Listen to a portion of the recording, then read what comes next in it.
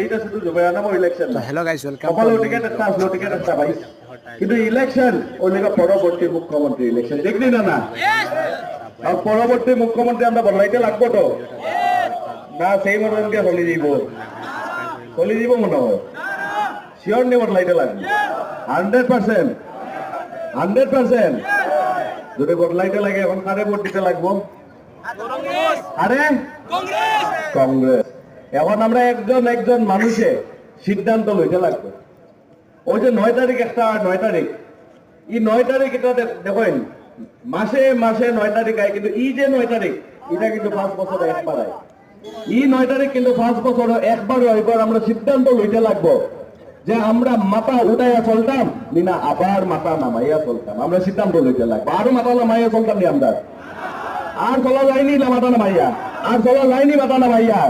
আমরা হিন্দু মুসলমান খ্রিস্টান শিখ সব ইকুয়াল না না, সব সমান না না। আমরা সব কংগ্রেস পার্টির লেগে সব সমান, হিন্দু মুসলিম শিখ আমরা সমান। সংবিধানে আমরা সমান অধিক দিছে না না, দিছে না না।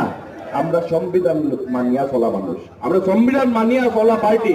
কংগ্রেস পার্টি সংবিধান মানিয়া চলেই না না। এখন যে সরকার আছে বিজেপির লেগে হিন্দু মুসলমান খ্রিস্টান শিখ সব সমান নেই, সব সমান নেই। তারা সংবিধান মানেননি, তারা যে সরকারে যে পলিটিক্যাল পার্টি আমরা সংবিধান মানে না, এই পলিটিক্যাল পার্টিতে আমরা আর চালাইতে দিতাম নি, আমরা এটা ফলাইতে লাগবো। আমরা সিদ্ধান্ত লইতে লাগবো এই 9 তারিখ আমরা সবে মিলে সিদ্ধান্ত লইতে লাগবো যে আমরা সংবিধানের লগে আছি না সংবিধানের বিপরীতে আছি। আমরা সিদ্ধান্ত লইতে লাগবো যে আমরা কংগ্রেস পার্টির লগে আছি না আমরা RSS বিজেপির লগে আছি। আমরা কার লগে আছি? কার লগে?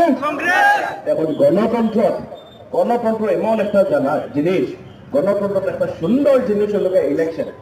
আর এই ইলেকশন আয় 5 বছর মোড়ে একবার আয়, এই 5 বছর পিছিয়ে একবার ইলেকশন আয়। আর এই ইলেকশন হইল হিসাব কিতাব বরাবর করবার ইলেকশন, ইলেকশন।